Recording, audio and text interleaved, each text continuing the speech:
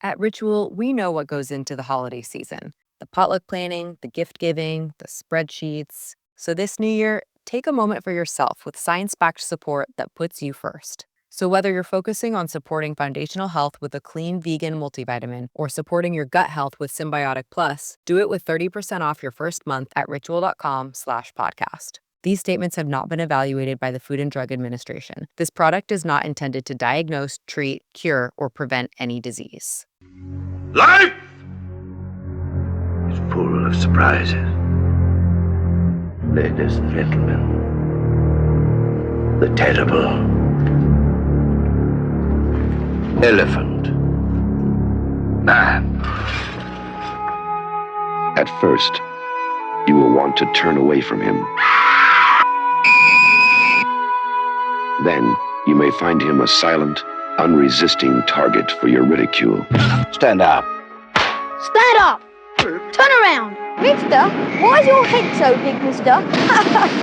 But if you come to know him, Have you always been the way you are now? you will begin to see beyond the perversion of his form. Are you in any pain? Are your parents still alive? Your father? Your mother? And discover the beauty in the beast. You asked it around, get your finger out of my face. It's gone. What are you doing? What are you doing? Come on. That is not paid for by them. That is paid for by the people of Detroit. You might be qualified, ML. I'm not qualified for this job. Let me tell you something. You want to go right now? Okay? You want to go right now? Hey kids, it's your old pal ML Elric, and the hideous beast whose distorted countenance betrays the sensitivity and the beauty of the soul within is not with us right now. That's Sean Windsor. He may join us a little bit later. But Mark Fellhauer's here, and we have a very special guest, Ambassador Joe Cella, who is part of The Elephant Show. This is our companion piece to the Donkey Show we had last month, in which we invited the candidates for Democratic State Party chairman to come on and talk about how they're going to try and revive the Democratic Party in the face of a federal trifecta in which the Republicans control the House, the Senate, and the presidency, and you could argue the judiciary as well if you look at the Supreme Court.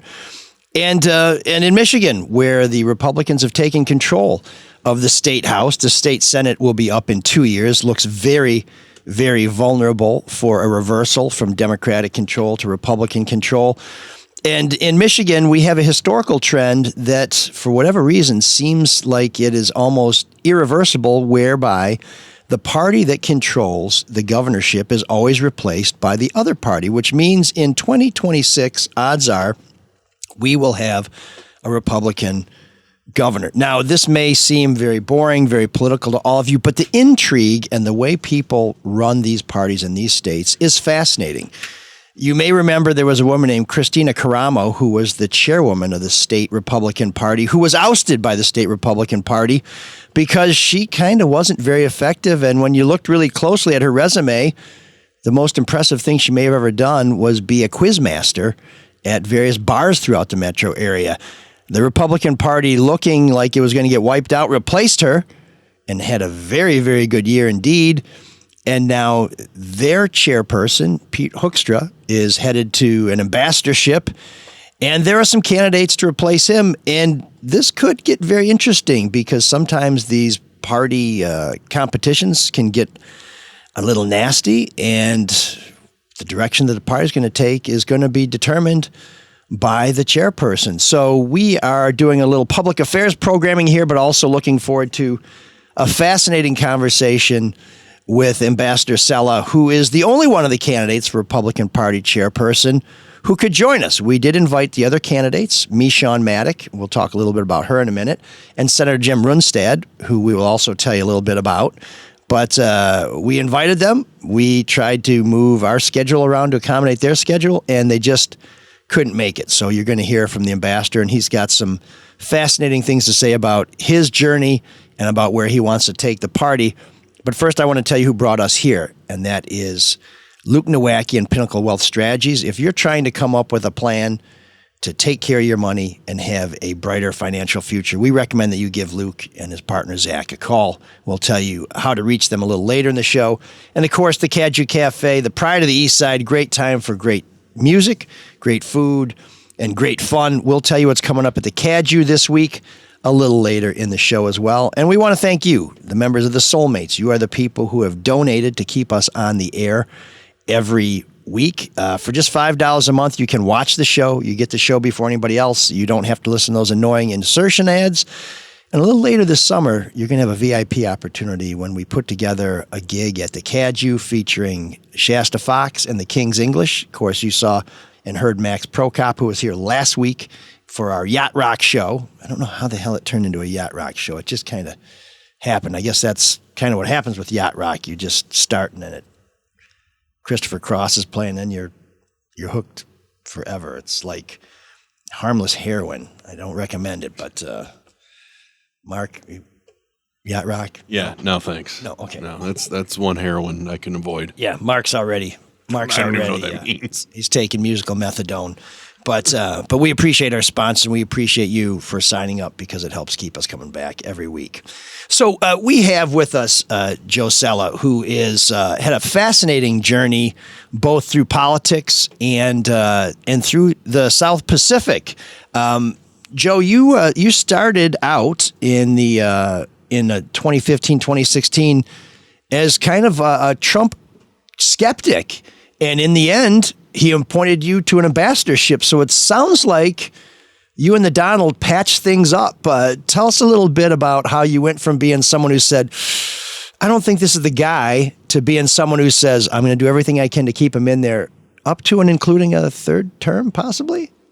I did indeed, and it was a distinguished company. You may also know that Kellyanne Conway and former Senator Vance also had their concerns and expressed them publicly. I would argue probably a little bit more barbed than mine, but as magnanimous as President Trump can be, he absolved all of us of our perceived sins. Kellyanne went on to serve as a senior counselor in the West Wing. I went on to serve as an ambassador to Fiji and 4 other South Pacific Island nations. And then obviously we now have Vice President Vance. So that does happen in politics. I had concerns. I spoke to people who I knew that were in the inner sanctum of kind of the third regime of the campaign management structure. They allayed my concerns. And people do have a right, informed people to inform themselves, become educated, and change their minds. And that I did. And he warmly embraced me, chose me to serve as his Catholic liaison in the 2016 campaign. And then on election night, I was in the war room on election morning, and then later on in election in the evening, and at the after party, while we were waiting results, the results came in and was asked, "Can you go into the West Wing?" by somebody in the inner circle, and I said, "I got to get home." I was a volunteer. They paid me for my room and board and some reimbursements, campaign expenditures that I did to drive the vote out, and then was. We had a newborn at home, ready to get back. Life was good, work was good, and then politely demurred, and they said, well, be ready because you'll probably be offered an ambassadorship. Only wanted to be a part of the moment with the man, help him win. Never sought a job, but I thought, okay, that I could do. That would be a high honor to serve our country, represent our principles, advance them overseas, be a bridge builder, and that I did. And if I understand correctly, it sounds like your position was a lot like a colleague of mine at Fox 2, who was very, very concerned about Donald Trump's personal conduct and some of his morals, but really embraced him because he was excited about what Donald Trump would do if he was able to appoint justices to the Supreme Court.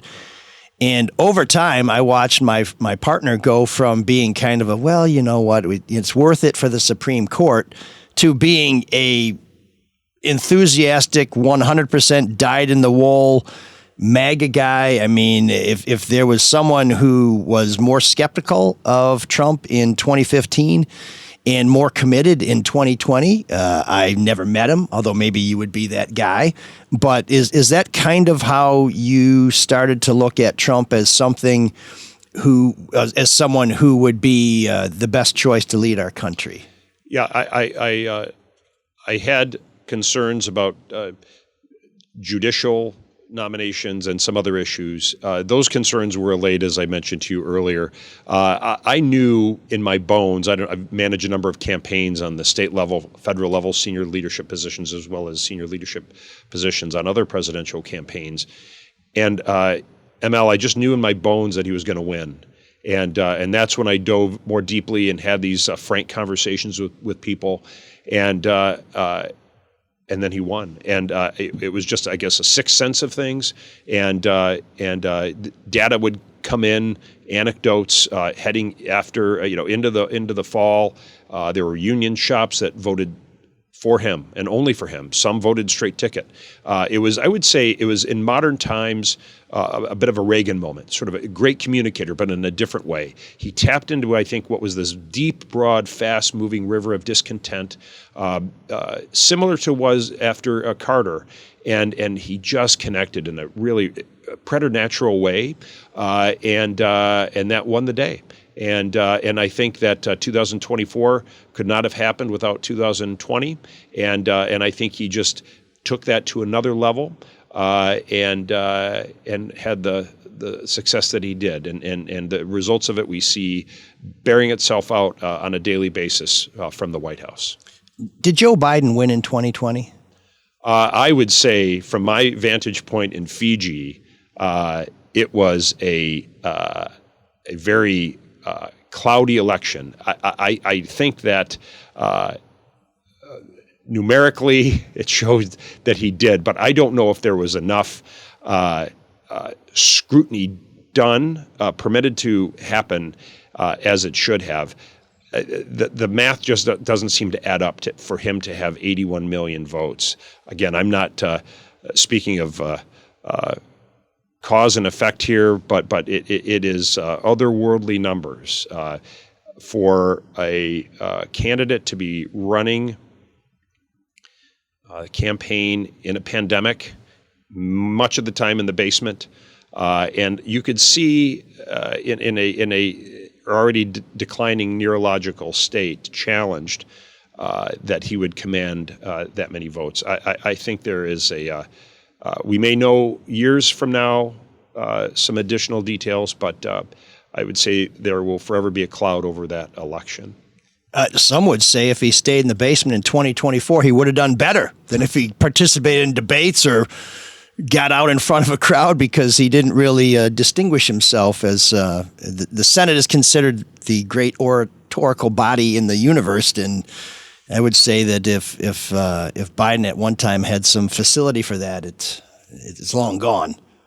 But that's another story. The reason why I ask about that is it seems to me that in state parties as well as nationally, one of the first requirements that people in leadership roles or who aspire to leadership roles have to establish is that they are not only loyal to Donald Trump, but more loyal to Donald Trump than anybody else. And Meshawn Maddock, who is one of the candidates for state party chairperson, her Trump credentials are unimpeachable. I mean, she was, depending on who you ask, I think Dana Nessel would call her a fake elector and felon who tried to throw the 2020 election to Donald Trump, or at least Michigan's Electoral College votes.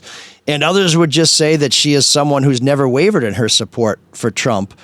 Jim Runestad, I think, is a Trump supporter as well. I don't know as much about his history with the president.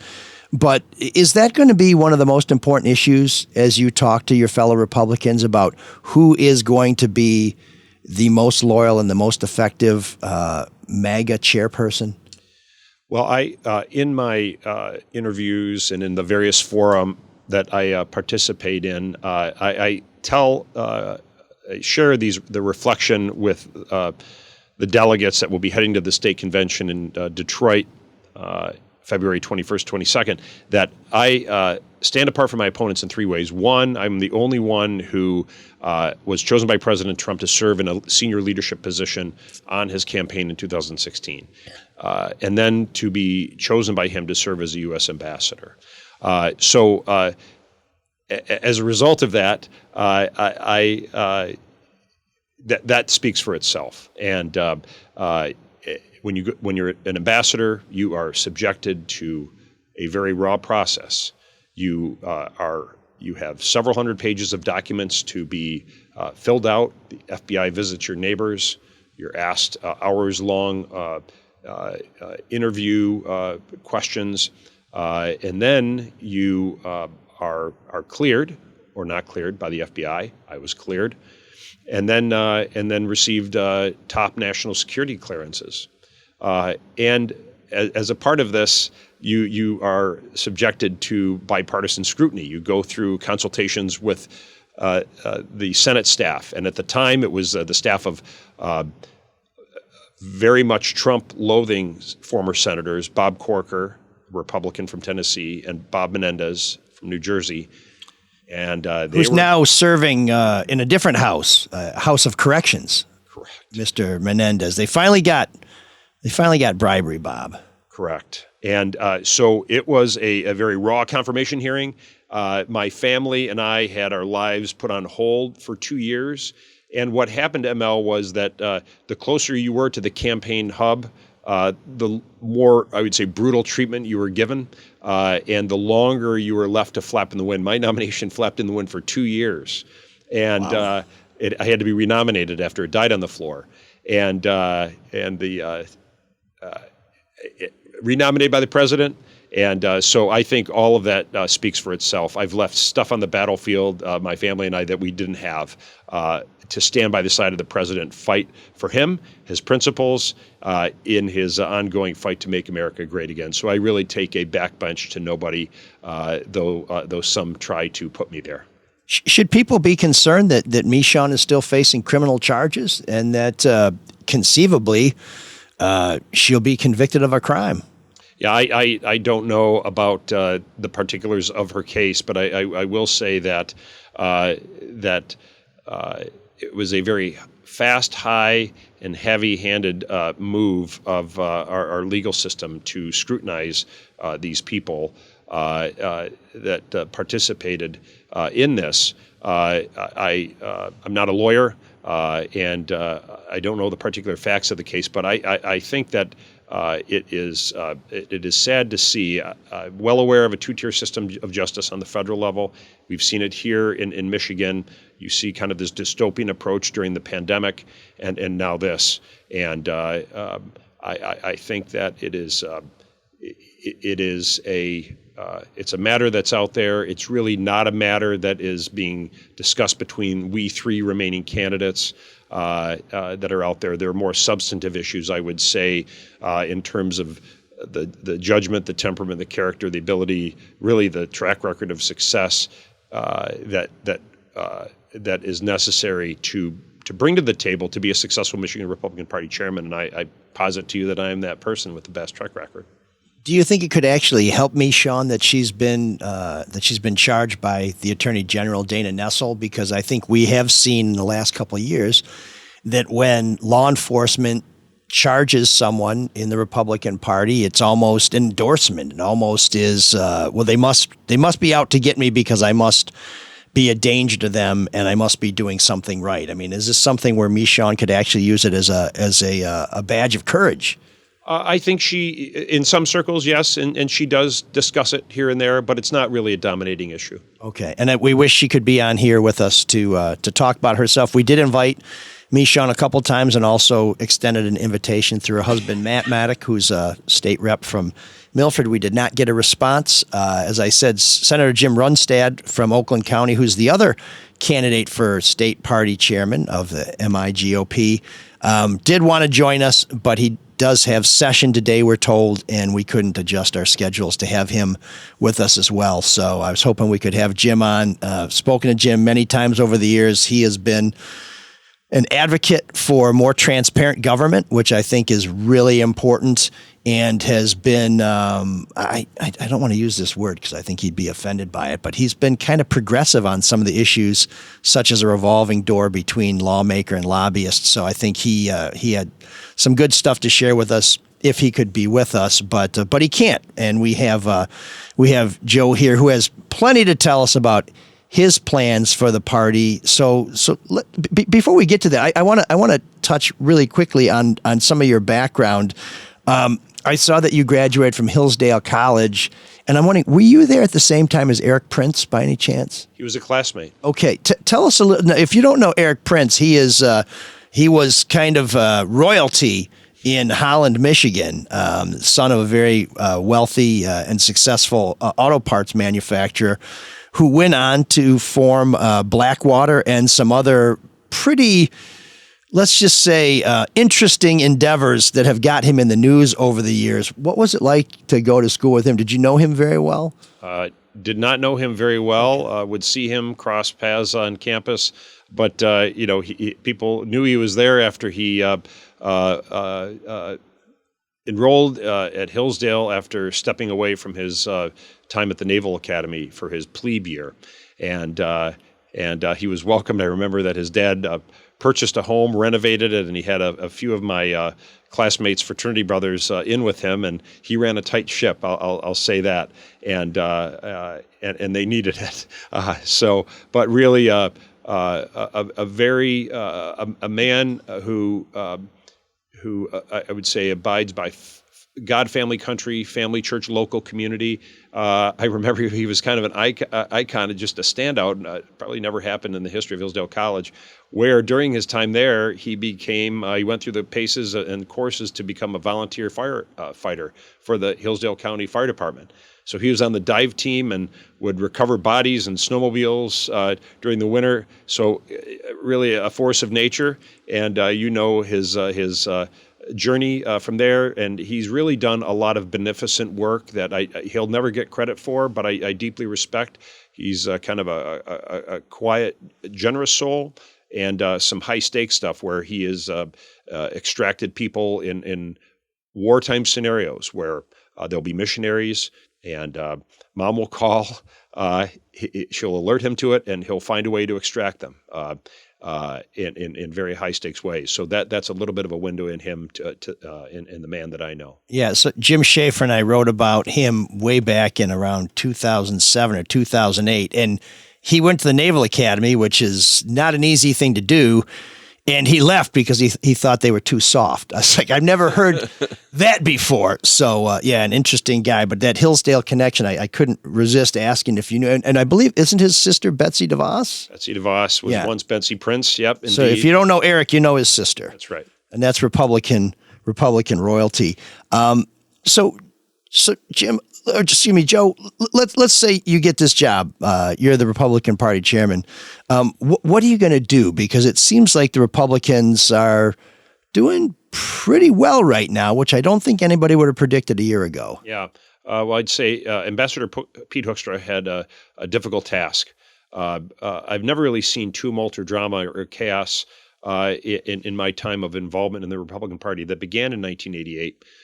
We really saw a period of great prosperity, I would say, under Governor Engler. We had this party chieftain who was a brilliant political tactician and strategist from the 70s, the time when he was a state house member, went on to be state senator, Senate majority leader, and then governor, obviously, for 3 terms.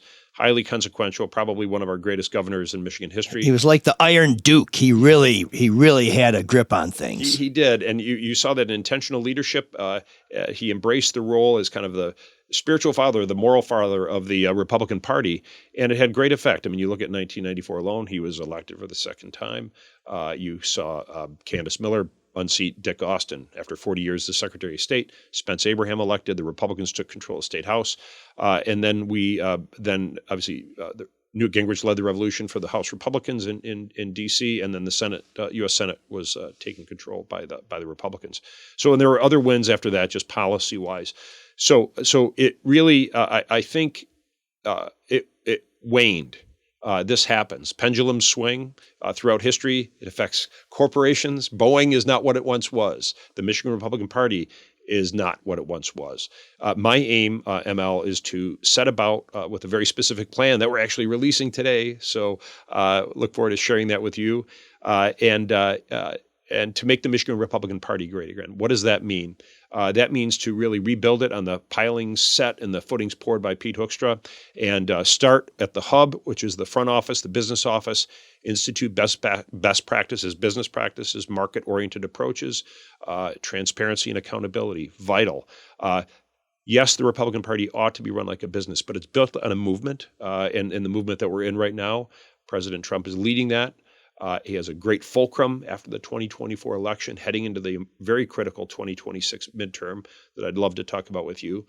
And then from there, get after some burning priorities, fundraising, I would say top, re-engagement with the grassroots, communications. Your studio here is exemplifying of the winning way of like new media, and President Trump used that to great effect. Your colleague Joe Rogan. Yeah. Not my colleague. I wish I was as successful as Joe Rogan. Well, your peer, but you're in the same arena, and I think more information the better. It kind of breaks out of the traditional media structure, and gives a voice to the voiceless, and a message to those that otherwise might not get it in an unfiltered way. So I thank you for that, and we need more of it. So there is no shortage of opportunities amidst the challenges that face the Michigan Republican Party, and we'll know in about 9 days whether I will be have the honor of serving as the next chairman, and if so, I'll get to work on Monday, February 24th. So Joe, what's wrong with Meshawn and Jim? Why aren't they the best candidates? I presume if you thought they were a better candidate than you would step aside because you want the Michigan GOP to do well, and you wouldn't expect people to settle for second best. I began the first leg of my three-legged stool describing how I stand apart from my colleagues. The first being that I was the only one chosen by President Trump to serve in a senior leadership campaign position in 2016, and then go on to serve as U.S. ambassador. Two, I'm the only one to lead, serve, fight, and win in high visible, highly consequential, high stakes battles on the state level and federal level. Third, I'm a Lansing outsider. I'm not in Lansing. I'm not of Lansing. I'm above the fray. I'm my own man. I'm owned by nobody. And that is how I've been all my life, ML. I will tell you the consequential battles that neither of them have participated in have been, I've done this throughout my career, where I will parachute into a campaign office, find the campaign office, no utilities, and just get to work, develop the strategies, execute the tactics, and then turn on hire the people, get volunteers in, get things moving. In recent times, the last 2 years, I've taken on Governor Whitmer's corrupted deals with the Chinese Communist Party-tied battery manufacturer Goshen, and cattle as well in Mecosta and Calhoun counties. Nobody was doing anything, ML. Nobody in the congressional delegation, nobody in the state legislature.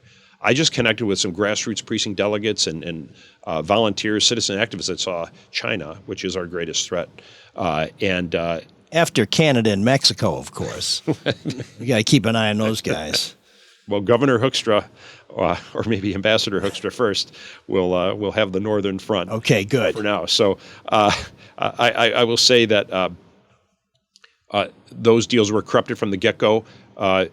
Our national security and intelligence agencies convened bipartisan state and local elected officials in early 2022 to say, look, China's on the hunt. Beware of these deals. Be transparent and accountable. And it was just the opposite. Silly secret code names, binding and punitive non-disclosure agreements. So we took that on head on, parachute behind enemy lines. Any number of things happened. 3 congressional investigations. DOD and DHS banned their products because they're a national security threat. Cattle was listed as a Chinese military company. Recall of elected officials. It won. And I think I think Goshen is probably going to go down in flames here soon enough. Governor Whitmer did this kind of weird Dorito stunt, feeding this woman in a very suggestive way in October. Right. Really mocking Catholics and the act of the reception of Holy Communion and other Christians. And I'll tell you, that pissed off not only Catholics and Christians, but Muslims and Jews as well. It was an affront. And it was just otherworldly to see this happen 3 weeks out from the campaign. When you're in a tight race, you can't fiddle fart around. And that's what happened. Really unconscionable and reckless. I contacted my confreres over at Catholic Vote that I co-founded with them in '05, and I said, listen, we have to marshal a protest. They marshaled a protest in front of the mansion, and then I contacted Fox News and say, listen, you got to light this up. And then they did a story that became national and then eventually international story. A couple of other consequential battles that I fought and led is that in '04, we found some damning information about former Senate Minority Leader Tom Daschle and his ties to Planned Parenthood. He a self-prescribed Catholic who's pro-life, and these things were damning. A friend of mine unlocked the URL because they were inaccessible. He unscrambled it somehow to make these 3 videos accessible.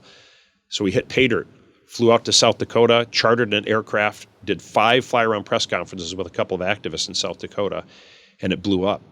We then chased that with full-page newspaper ads, direct mail, phone calls, and radio ads. And to this day, now Senate Majority Leader John Thune said, I couldn't have done it without you. In 2005, took on the establishment when President George W. Bush nominated Harriet Mier as the White House counsel to replace Sandra Day O'Connor. She had no paper trail. Then she had a paper trail that would not be disclosed for whatever reason. I secured the domain name withdrawmyers.org at some peril because I had founded the National Catholic Prayer Breakfast the year before. And now in its 20th year, President Bush came in '05, just before O'Connor retired. And I will say that they were not happy. I was sent an emissary by Karl Rove, who put me behind the woodshed and said, how dare you? You just had the president there. We were gracious to extend the invitation. He graciously accepted it. And you went about and did this.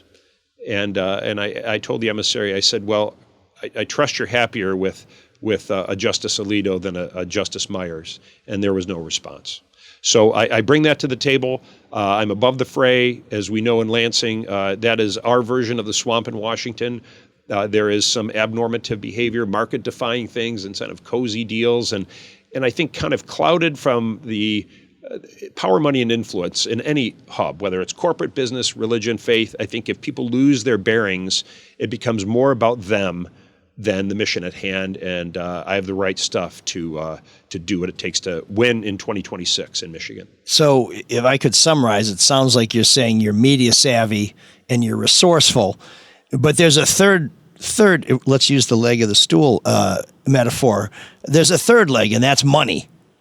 Can you raise money? Because one of the things when I think about, I don't know what kind of fundraiser Runestad is. I'm sure he's fine. He's gotten elected to office. He must be able to raise money. Meshawn Maddock, obviously her husband's been elected to the House, so they can raise money. But when Meshawn was co-chair to Ron Weiser, it seemed that all the money that came into the Michigan Republican Party came from Ron Weiser. What are you going to do to raise more money for Republicans than Runestad or Maddock? I will be able to do it at the scale that it needs to be in 2026. But where do you get it? I mean, you're a high-ranking Republican operative. You've just come off an ambassadorship. You know, why not go into business and make a lot of money for yourself? You have to answer the call, and this is a great opportunity to serve our. It's a very Catholic answer, Joe. The phone rings. You got to pick it up, ML. Really transcends any faith or denomination, but really. I sat down. I'll tell you just a little bit of a backstory. I sat down with a journalist in the spring of last year, saying, "Hey, he just kind of saw the chaos of the party, and he seemed to think well of me, and said, hey, he thought a change was going to come to the party. He happened to be right, but he said, have you ever thought about becoming Michigan Republican Party chairman? I said, no way, not on my mind. But I think you probably need an elder statesman to come in at some point and get things righted. And little did I know, but when Ambassador Hoekstra was tapped by President Trump, I thought, okay, maybe that was a little bit of a foreshadowing of what eventually was going to happen, and here it is. I bring to the table the fundraising experience and the contacts, not only in Michigan, ML, but around the country. People have confidence in me that are major donors, mid-level donors, and low donors of my ability to lead, serve, fight, and win in the party. I've had great conversations. Many of these people, I will tell you, ML, who were generous over the years, just park their checkbooks. Ambassador Weiser was generous. It was kind of a difficult I guess, kind of a dependency stage, but to get through those elections. But probably not the healthiest to be solo dependent on one person. No. That's a one-legged stool. And it brought challenges, and it was kind of dramatic and sometimes and unfortunate. I know he's now retired, but it is important to. So these people know me. They've either parked their checkbooks altogether or started investing in other realms because they just didn't believe in the direction of the party and the results on ROI or the results of their contributions in who they were backing and how that was being done. So they have that confidence in me. I have the honor of being endorsed by former Speaker Newt Gingrich. He knows my plan. He believes in me and my leadership abilities. And it will be targeting those high net worth donors here, their heirs. And then I'm also going to target what are known as Henrys, high earners, not rich yet, people throughout Michigan. And then out-of-state people who some have Michigan ties that see 2026 as a very important opportunity. You see what Whitmer, Benson, and Nessel have wrought on Michigan. They're very motivated.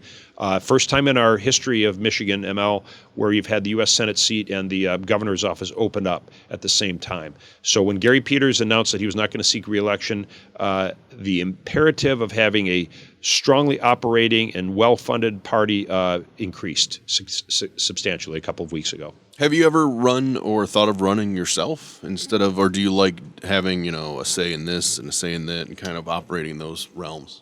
A great question, Mark. Thanks. I've always wondered since I've been a boy whether that would ever happen. People have certainly approached me. Not my time, if ever. You never say never, but open to it. But this is my time right now. I'm married to my beautiful and beloved wife, Kristen, for 20 years. We live on a beautiful sort of hobby farm south of Ypsilanti. We have 7 beautiful children from 19 down to 5.5. Things are busy. Yeah. And elective office, I have many friends who have had large families that have served in the state level and federal level, and that necessarily takes a toll.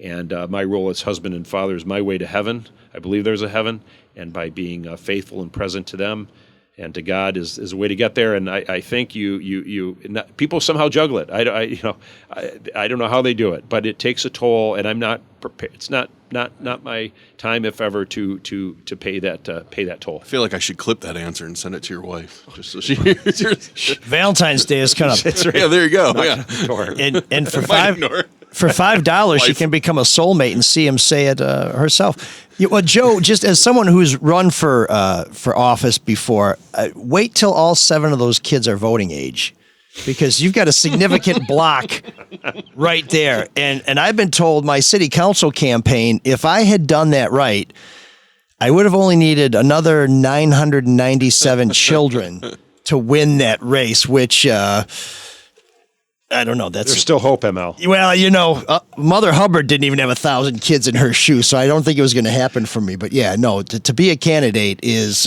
not an easy thing. And if you've gone through the confirmation process for your ambassadorship, you have a taste of what it's like. And have a taste of it now, certainly. Well, and I was just going to say, you are a candidate and you are running, and that is something. Although I would say, I think that this race has been a little more civil since we've given you a couple opportunities to tell us what's wrong with your opponents, and you have graciously been somewhat complimentary of them at the same time, making it clear that you don't think they're the best candidate. There is a candidate that you're going to have to deal with, however, if you become chairman, that is going to require you, I think, to put the gloves on, or maybe take the gloves off and put some brass knuckles on, and that's Mike Duggan running as an independent. I don't know that any party chairman, Republican or Democrat, in our lifetime has had to deal with a third-party candidate that has the perceived strength of a Mike Duggan. And while there are Democrats, and we spoke to the candidates for Democratic State Party chairperson here, who feel that their best strategy is to attack Mike Duggan, it seems to me there are a lot of Republicans who may also defect to Mike Duggan as an independent, because he is sort of a moderate. He is sort of a business-oriented candidate. And because there is still a large, or a significant, let me say a significant portion of Republicans who are never Trumpers. And how do you deal with an independent gubernatorial candidate who could draw from your party as well as from his historical home base in the Democratic Party? A great question, ML, and I would say it was a long one anyway. It's always a great long one. I would say that you got my vote, Joe, already. You can't take anything for granted in any election. But I would say that it is an aberration, and you look at a couple of things after the election. What has happened? Mike Duggan, who is, I would say, what Mark Halperin termed, I think he's in the class of what's known as a super Democrat, where they have the bona fides over the years, all the photos with he's got the ego wall back to Clinton, Obama and Biden have, whether he was Wayne County executive, Wayne County prosecutor, mayor, he has played his cards well, and he's certainly secured funding. He's been an advocate. He's a liberal, left-wing, progressive Democrat. I don't know that any mayor got more ARPA money from Uncle Joe than Mike Duggan did. True, and so I think that will be laid bare for the public, and I would say he is representative, I think, of the disarray in the Democrat Party, not only nationally but in Michigan. What happened after President Trump won? They're hearing footsteps. ML, they tacked right. So to go from Democrat to independent, he knows something, and I would also submit to you that.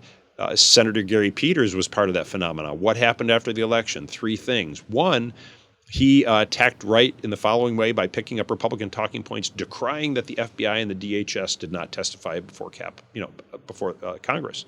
2, he thrashed President Biden for pardoning Hunter. 3, he co-sponsored the Lake and Riley bill and then proceeded to vote for it. He didn't do that in the last session of Congress. Why? So you see a lot of wet fingers in the air, adjusting course, trimming sails, and because I think they have a sense of President Trump's mandate. They know he is going to scale on the success and his consequentialness of his first term, and I think box Democrats in. You hear David Axelrod. You hear Rahm Emanuel, you hear James Carville. James Carville says, we have to put down the NPR talking points. And, there is some wisdom to that. Whether it is embraced, I don't know. The new leadership of the DNC will be interesting to see how they adjust to this new political terrain. I can tell you they're worried. And and you see this kind of these spasms now by the Democrats, whether it's Governor Whitmer, Governor Pritzker. There's putting out these angry, attempted at motivational videos to rally the Dems at this outrage of President Trump trying to save money by cutting back the federal Leviathan. And it is falling on deaf ears, I'm telling you, ML. You look at President Trump's approval ratings, again, these are snapshots in time. But I think that he is these accomplishments that we see stacking up like cordwood daily are very difficult for the Democrats to message against. These are things that resonate among people on all sides of the aisle, and I think will help fuel that expanded footprint for President Trump. And certainly in Michigan, I think make things difficult for Mike Duggan, particularly considering there'll be a crowded Democrat primary, and it'll be quite a battle royale to watch. It's interesting. I think you hit the nail on the head with the, particularly with cuts in the federal government, because you see, we live in this world of absolutism where this is 100% this way or zero, right? And for me, it's on both sides, Republican and Democrat. And yeah, there's waste in the government. We've always, it's almost taught in American history books. I think Democrats, instead of saying that none of this should be canceled, they should get the manner in which it's done. But I digress. There's a lot of critics out there, so I really want you to respond to these tough critics that say, being an ambassador to Fiji and Tonga is a cake job, right? How do you respond to that? Well, those mean critics that are ragging on the ambassadorship to Fiji. As far as you're given a specific task by the president to do a specific thing. You have to be subjected to an FBI background test. You are given top national security clearances, which I had. I'm being mainly tongue in cheek. I understand, but It's just not the worst I ambassadorship. understand, but China is on the hunt down there. It is considered a hardship post because it is a developing world nation. It's very sad to see the state of their polity there. They're struggling, post-colonial area, some waywardness in the government. So, but I will tell you, when I came there was 2 years since my predecessor had departed. The embassy was an overgrown garden. Things were happening there that I can't discuss that shouldn't have been happening. 30 days later, they knew a new sheriff was in town, so to speak. I set about with those pruning shears, got things to be a well-oiled machine, and got a lot done. And I will tell you that worked brilliantly, brilliant comity between our Five Eyes partners, the UK, Australia, New Zealand, in countering China. And I left my final day in Fiji. I sat down with the Prime Minister's right-hand man who knew everything. He'd been a former ambassador. He was an Indo-Fijian man, so Indian by heritage. Had been the Fijian ambassador to India in recent years past.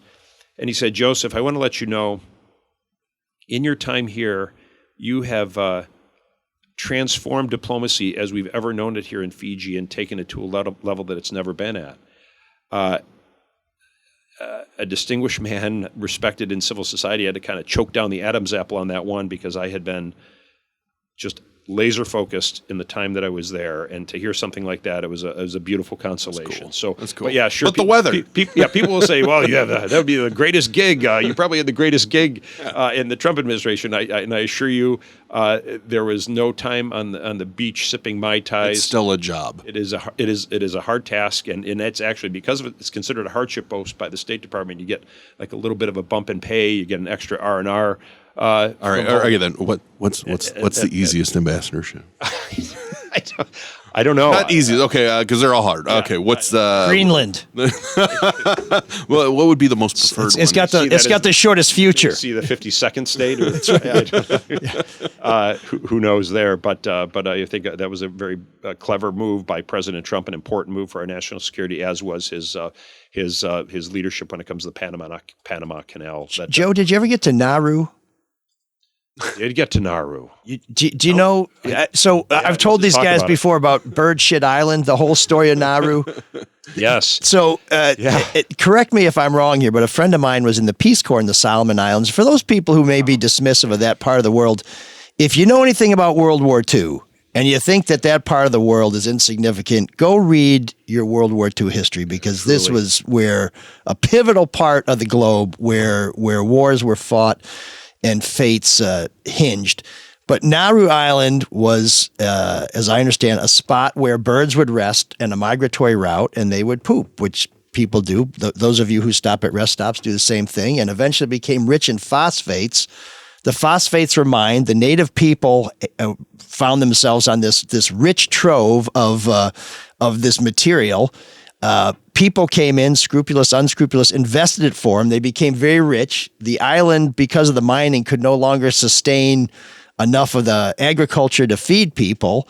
So they shipped in spam. People became very unhealthy, high blood pressure, hypertension, but they had so much money that Nauru, this basically island of bird poop, ended up having a major skyscraper in Melbourne, Australia, had its own airline, was this incredibly rich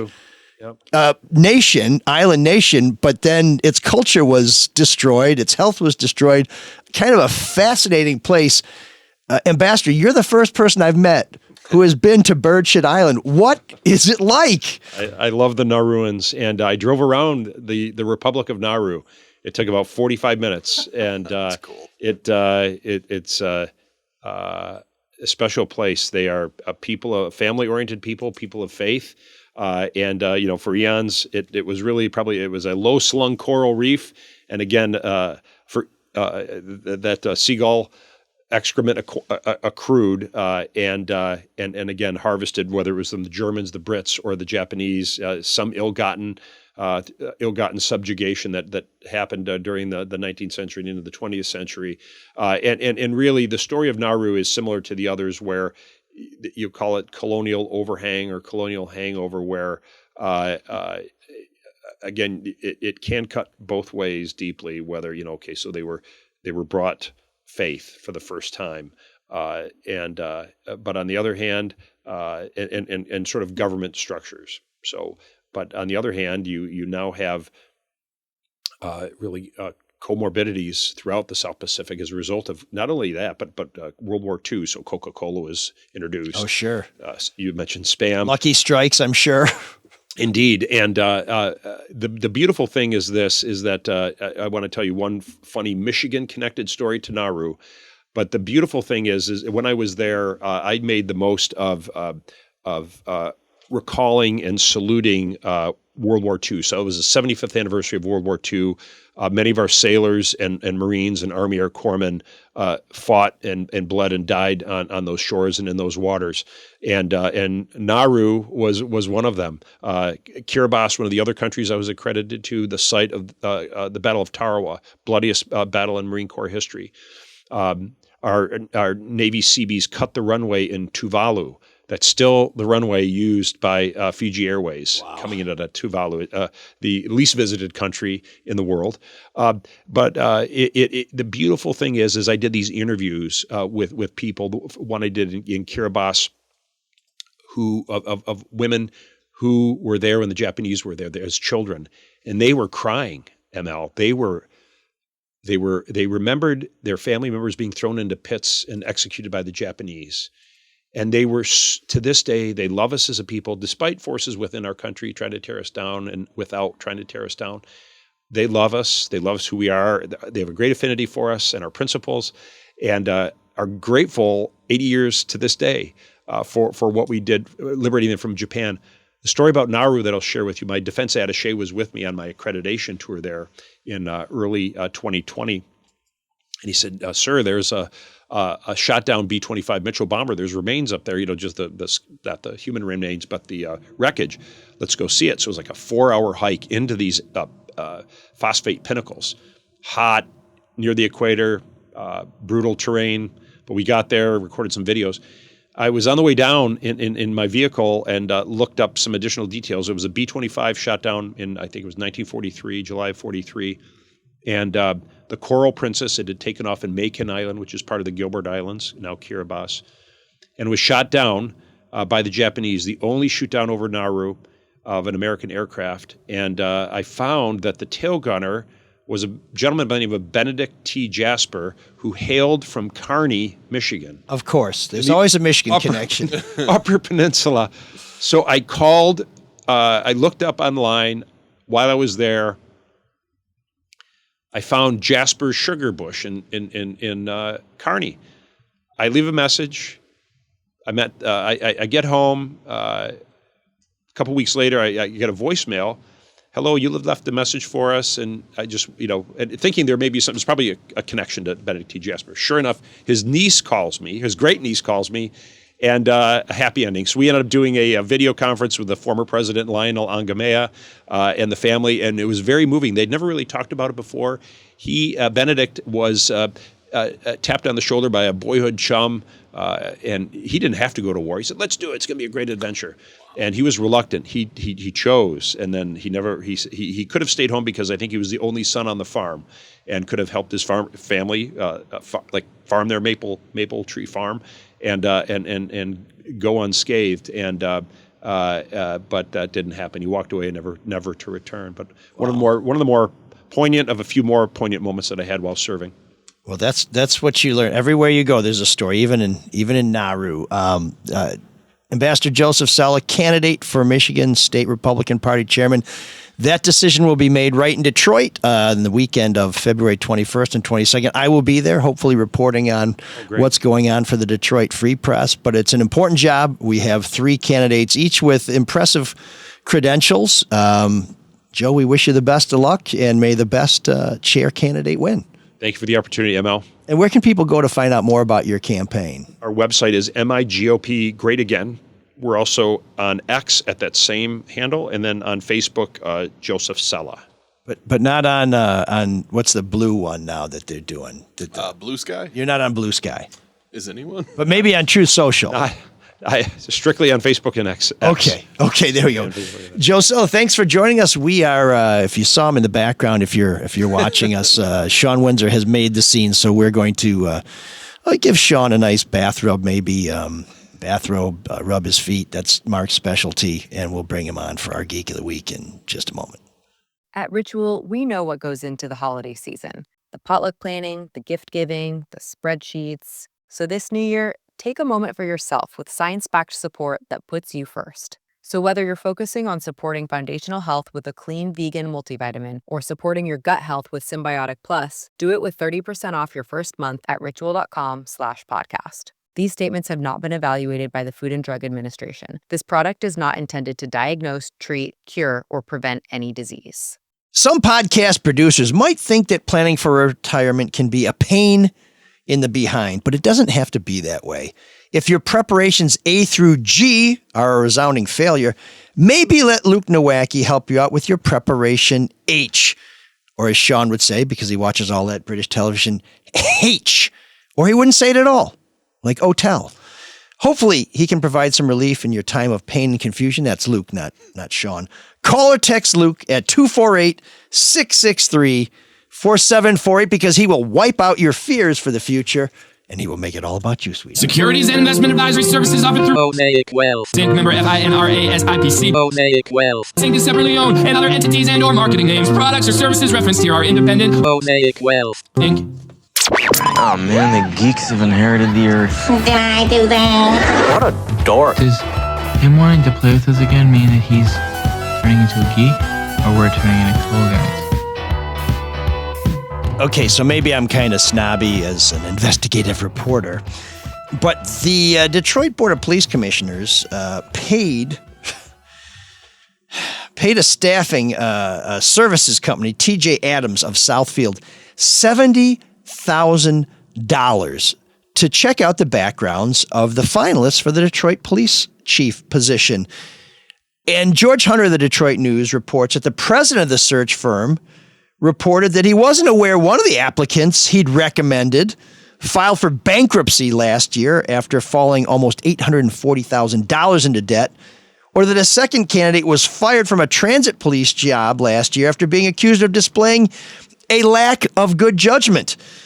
Now, the head of this search firm says, well, hey, we can't find everything, but of course, that's precisely why you're hired, is to find everything. And let me tell you, bankruptcy records, if you know where somebody lives and you know their name, they're really easy to find. Any one of you out there can go to a local U.S. District Courthouse, get on the clerk's computer, and find it for free in a matter of minutes. So we're spending taxpayer money to try and make sure that we're hiring a police chief who doesn't have any problems. Well, let me tell you, folks, one of the reasons why public officials get into trouble is because they have bad finances. They owe a lot of money. They can't balance their own books. And, the police department is kind of a big deal. You do want to know how to make the zeros and the ones add up properly.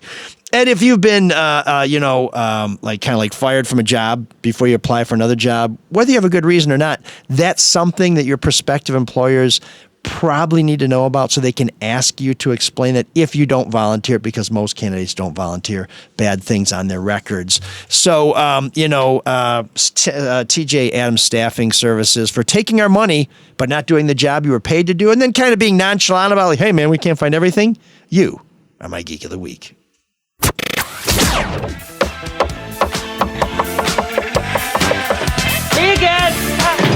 There's an all-night party in room 7609.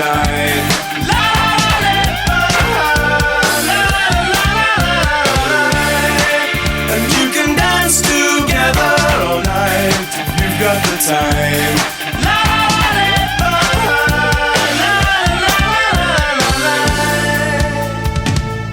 Welcome to Room 7609, where we ask our listeners to suggest a song and to give us a good story. This week, we have a special nomination from someone who I don't think has ever listened to this show, but has a really, really good suggestion. But first, I want to tell you who brought this segment to you. That's the Kaju Cafe, where you can find great music almost every night, like Wednesday, karaoke. You can provide the great music with your dulcet tones. Thursday, the Bill Meyer Group Trio has an open jam. Friday, Jim McCarty and Mystery Train. On Saturday, it's the Firewalkers. On Sunday, the Delta 5. And Monday, Tasha Owens and the Stable Dudes open jam. And it's also Muscle Madness, all you can eat muscles, because at the Caju Cafe, there's always great eats, great beats, and great times. To find out what's going on at the Caju anytime, check out their website, cajucafe.com, or check out our website, mlsolardetroit.com, where we'll have a link to their website. And now, our special guest to tell us a little bit about the song. Caller, can you give us your name? First time caller, long time Sean listener? Windsor. Oh, Sean Windsor. This would be Frankie Beverly and Maze, and it's called Happy Feelings, and we'll tell you why we're playing it at the end of the song. Oh, what a tease. Well done. It's like a professional.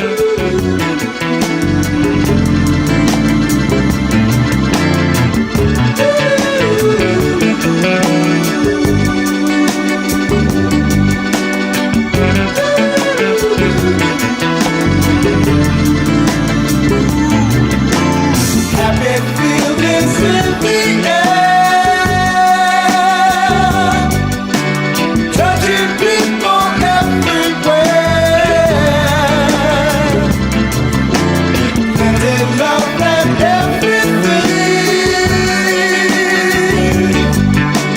Listen to the people sing.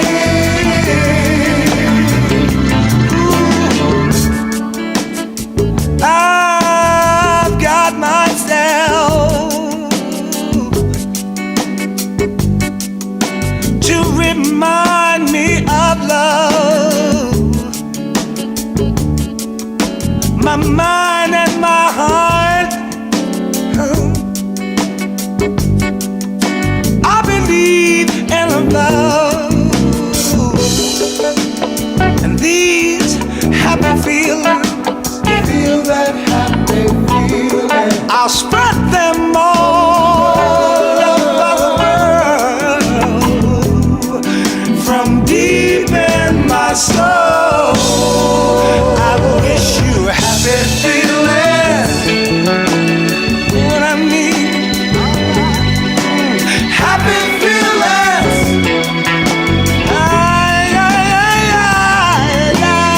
Happy feelings. Happy feelings.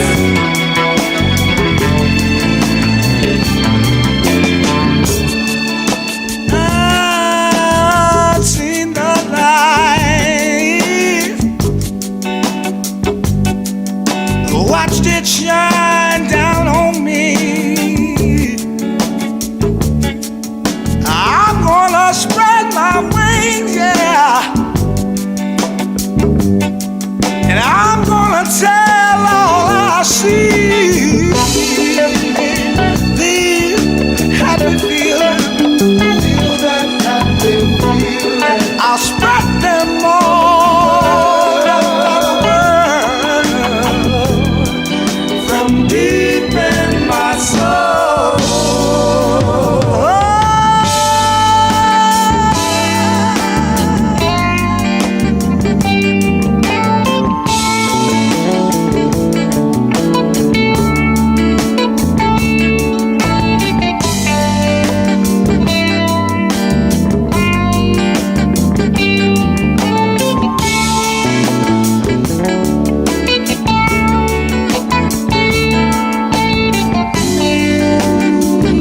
Spread it all over.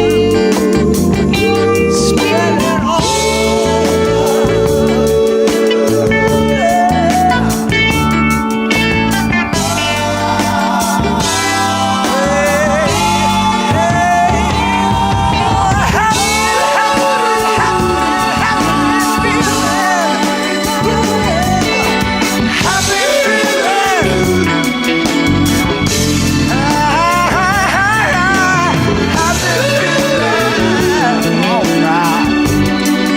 Sean, when does the synth kick in?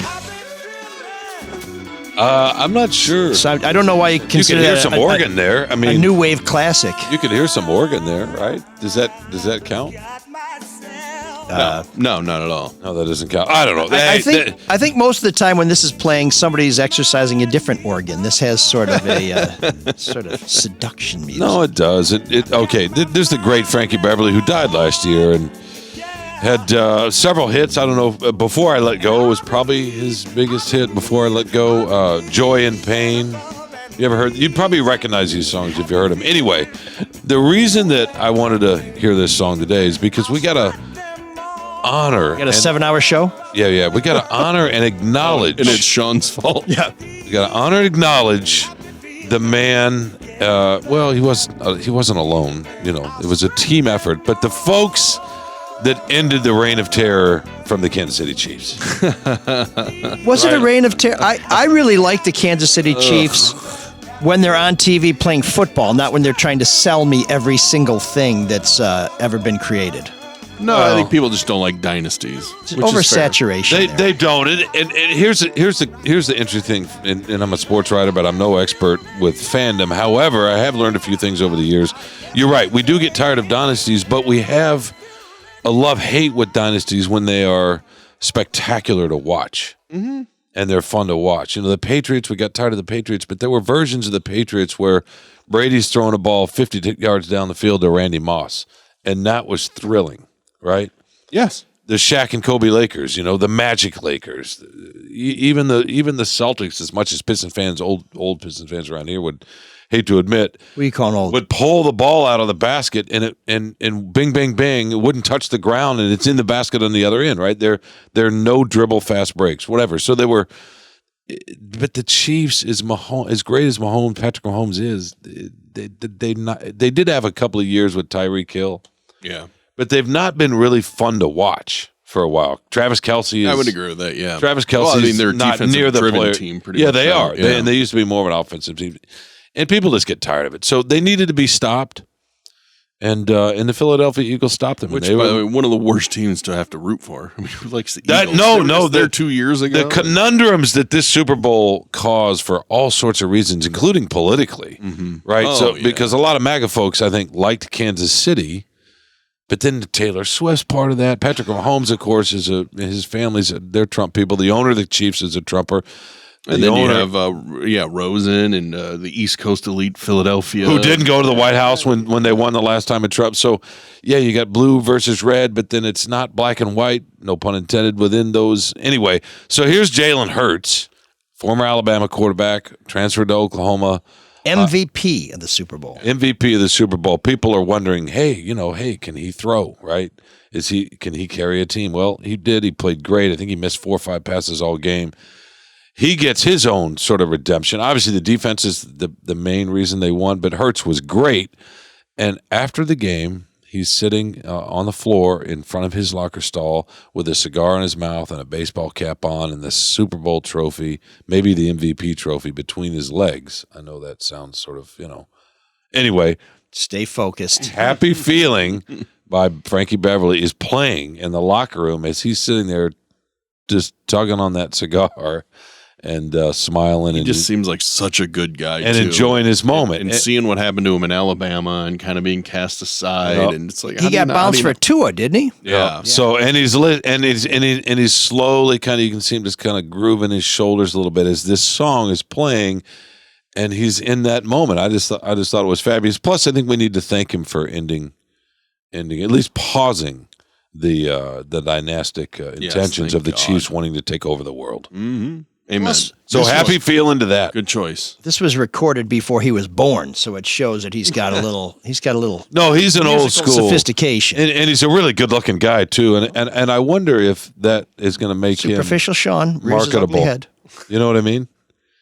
In fact, Nike released the Jordan brand released an ad about everything he'd been through. I think last night.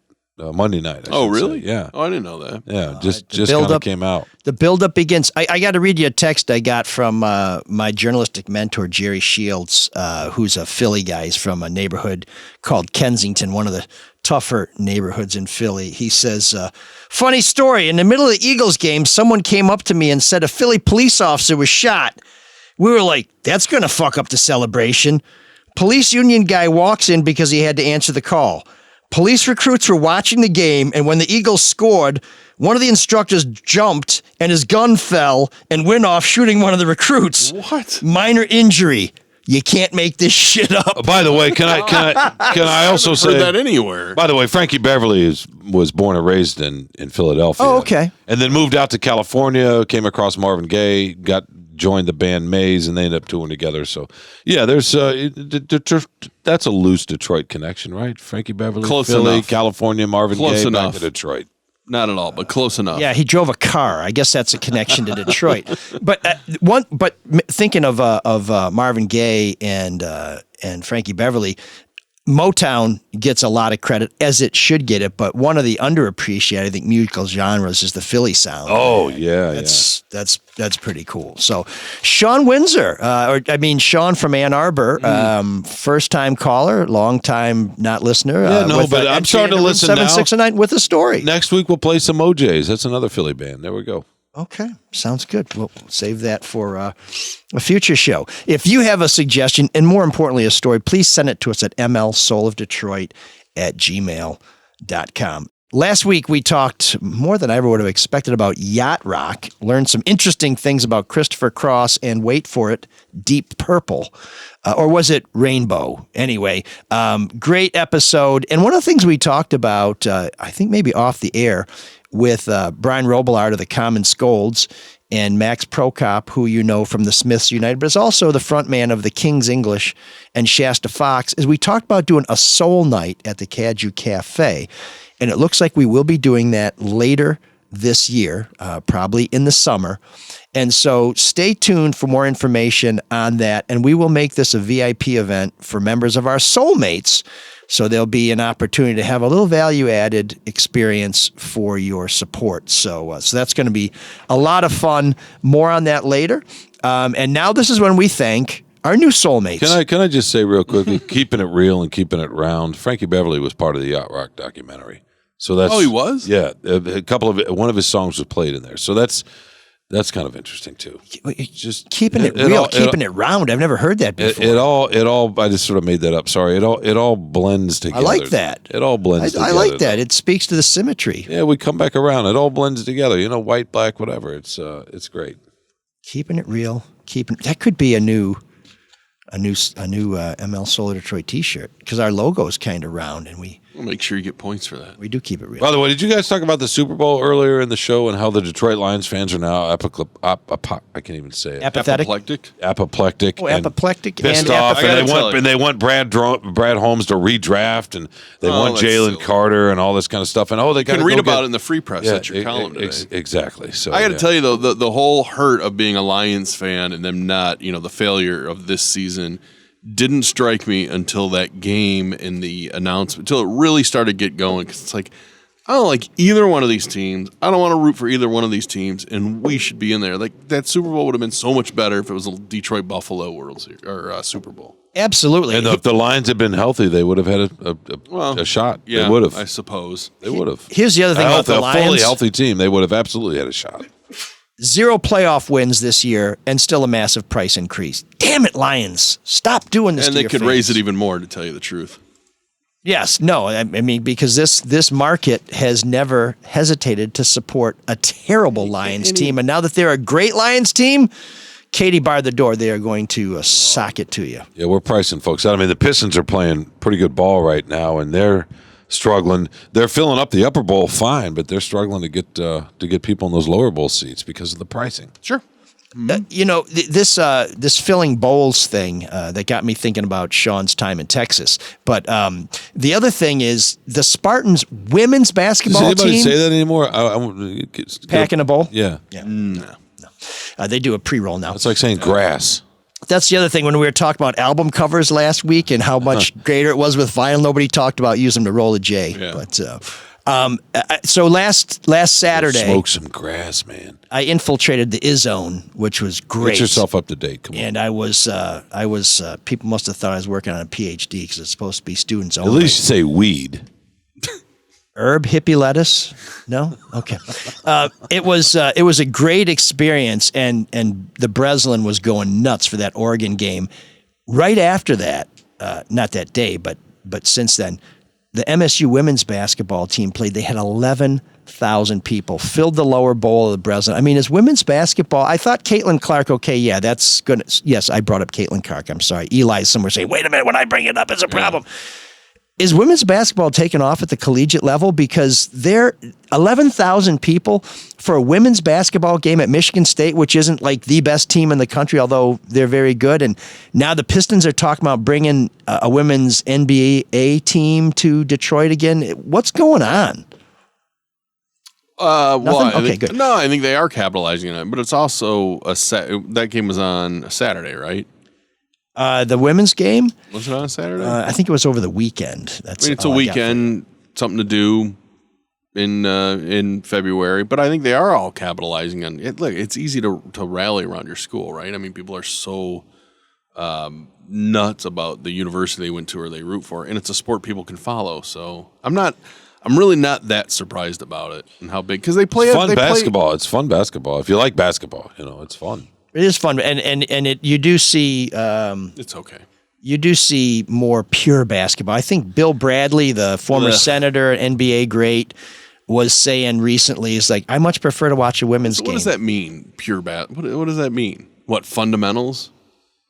Nobody likes fundamentals. No, but people were watching. Like Tim Duncan was one of the most boring NBA superstars. But a big fundamental. But I think fundamentals without fun. I mean, part of Caitlin Clark's appeal is that she was shooting 30-footers off the bounce. Oh, okay. You know what I mean? Yeah. And the ball skill, or the USC's point guard. Juju. She plays like a 5'8" version of Kobe. I mean, she's really fun to watch. Yeah, I mean, it's fun to watch a person dominate a basketball game. It really is, especially if it's the team you're rooting for, regardless of gender or whatever. Yeah, my boys came over last night at 10 o'clock at night because they wanted to watch Luka make his debut with the Lakers. It's just he's not a woman. But basketball got a girly name. You're drawn to individuals in a different way than you are with football. Yeah, I would wholeheartedly agree. It's what's propped up the NBA for the last half century. And when there are no stars, or when the stars start to age out, then it cycles down and the ratings fall. It's always been that way. When you think about basketball too, and one of the concerns with hockey is people don't really connect with hockey players because they wear a helmet. And same with football, and even baseball, you got a hat on. If you want to see somebody, basketball and soccer, you're actually seeing somebody who looks like in basketball. You're right if you want to be. You can be right next to him on the court. Like those big trades that happened in the NBA. I think it was the Jimmy Butler trade. The fans notified the players who were sitting on the bench because they had their phone. They're like, "Hey, Jimmy." By Butler. the way, they're like, "Oh, what did we get?" By the way, that Luka trade dominated the news cycle in sports world for a few days in the Super Bowl week. It was kind of crazy. You don't normally see anything take away from the Super Bowl because nobody was outside of Kansas City and Philadelphia. It was terrible. It was really for the Super Bowl. It was really interesting. But you were talking about the college game, Mike. Part of the reason that college basketball doesn't resonate quite as much is because they don't have any stars. And when we were all in our teens and 20s and younger, obviously, college basketball had stars every year. They stayed 3-4 years. That was part of it. What about the kid at Duke? Cooper Flagg is a little bit. And what about Zion? Zion was probably the last time college basketball had. And the kid from Oregon, Oregon, from Washington, the 7-footer Chad, what's his nuts, who could do everything. Went to Minnesota. I can't think of. We haven't heard of him since, but Wembanyama's taken over. Yeah, I mean they're coming out of the G League, or they're coming from overseas. They're not in college long. I'm trying to think of the last time the NCAA tournament had a run where you had to sit down because you want to watch a particular player. Maybe Ja Morant, but you got to go back to Steph Curry. Probably when he played here for Davidson and LeBron was showing up, right? What about that little shit? You were talking about Chet Holmgren, by the way. Chet Holmgren, right? Yeah. What about that little shit that took Michigan State out of the tournament a couple years ago? Was it Oklahoma State? 5'8" guy who was shooting the lights out. Who went you're talking about the Kansas State guy. Kansas State, yeah, but he wasn't a star. I mean, he was. I don't know. I would watch a game just to see him. And of course, where is he now? Yeah, that was at Madison Square Garden. I was at that game. It was a fun. By the way, I do want to say that Holmgren's doing pretty good. Oh, is he? Okay. Yeah, he's at Oklahoma City. They're doing pretty good. Yeah. Anyway, we don't want to make this a basketball pod. No, but sorry, you were just at the game and feeling the vibes and. Yeah. No, it was an amazing game, but I think I was almost more amazed that MSU women's basketball had that many fans. And I was reading something in The Athletic about budgets for athletic departments and who's making money, who's losing money in the Big Ten. One of the top money makers was women's volleyball at Nebraska. They brought in something like $7.5 million. Well, remember they had the stunt where they played at the football stadium, so that probably the gate alone. I mean, they sold it out, set a world record. So that gate is probably the majority of that money. Do you remember? Take it back. I'm Damn it. breaking my own rule here. Sorry, but just real quickly, think back to like when UNLV played Duke in the title game. Yeah, and it was only a couple day build up because it's a Final Four. You go from Saturday to Monday, but in those couple of days, it almost felt like the build up to a Super Bowl. It used to be that big a deal. Well, the crazy seems so long ago now.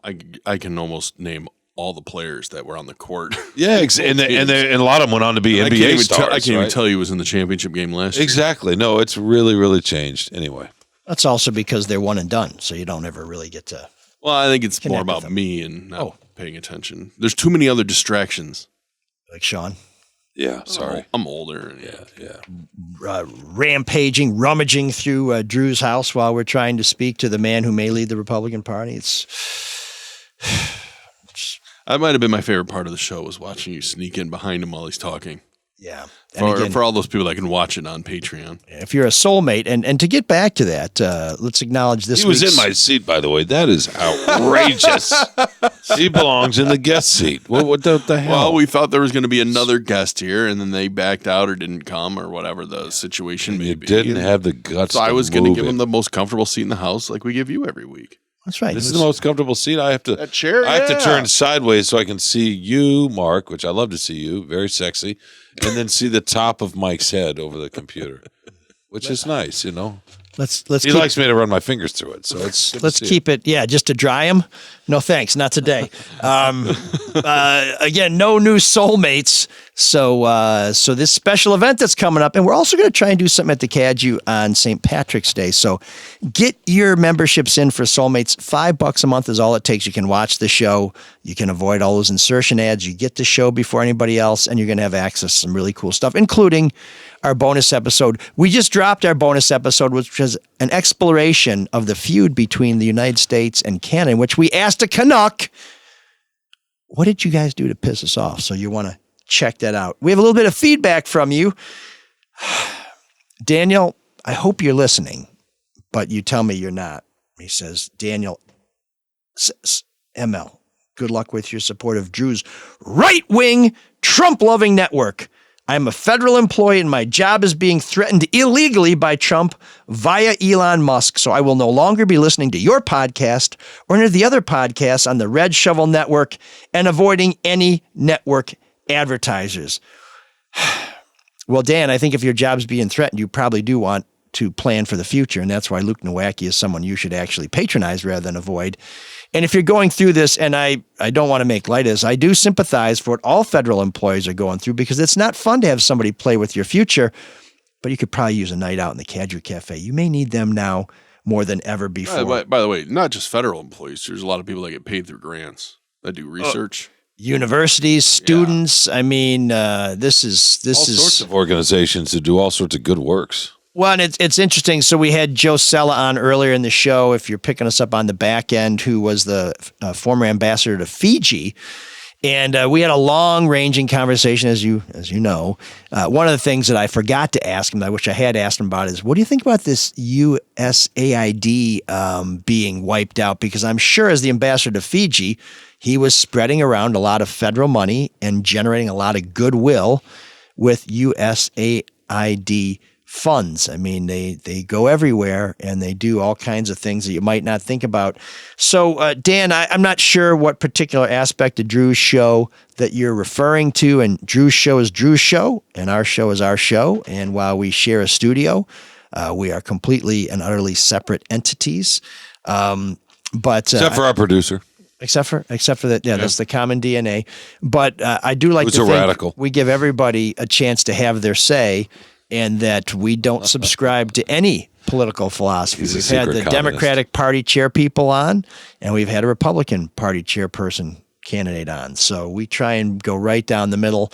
And I'll just say, if you're listening, if you're not, maybe a friend can tell you, we wish you the best of luck, because I don't think it's fair what's being done to folks. I think people are getting jerked around in the names of political expediency, and that's never the best way to do business, and it's not in any of our best interest.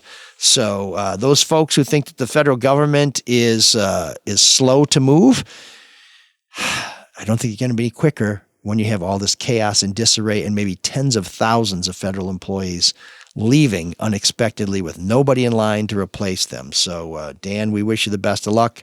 I hope you're listening. If not, I hope you'll be back. And if you're a friend of Dan's, tell him we're with you, brother. Another quick note from DJ Weiser.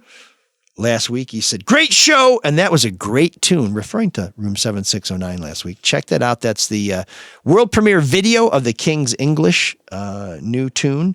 He says it sounds like a @1 hit. If there's any justice in the world, it should be.